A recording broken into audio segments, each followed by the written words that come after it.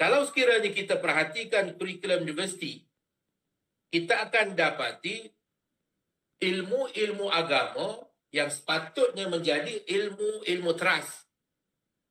Dan kewajipan menuntutnya adalah kewajipan fardu ain.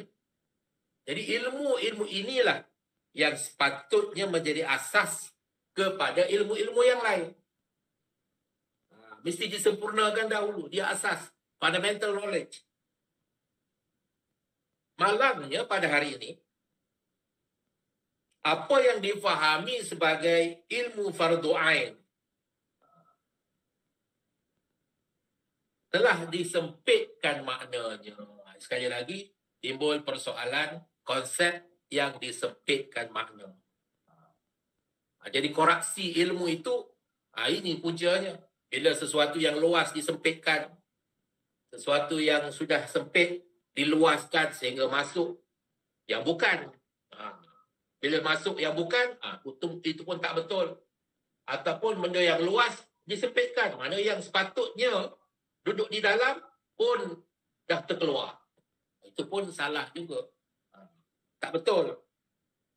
Jadi, begitulah juga dengan fardu ain dan fardu kifayah. Dua istilah itu masih digunakan sampai sekarang. Sampai sekarang. Tetapi maknanya itu sudah lari daripada maksud sebenar yang dikehendaki. Kerana telah disempitkan.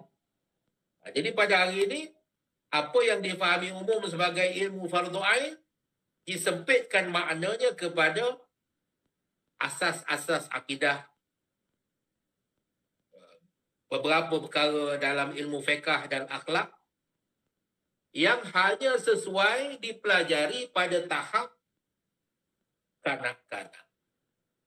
Budak kecil umur 10 tahun, yang kita faham, belajar ilmu fardu ain, sekarang ni macam tu. Budak yang pakai baju putih, samping hijau tu. Itulah maksudnya belajar fardu ain. Ustaz yang mengajar fardu ain, tu terpanggil guru kafah. Yang ada allowance beberapa ratus ringgit sebulan itu. Jadi tugas mereka adalah mengajar beberapa perkara yang berkaitan dengan akidah, fiqh dan juga akhlak yang sesuai dengan kanak-kanak kecil yang berumur sekitar 12 tahun ke bawah. Sedangkan maksud sebenarnya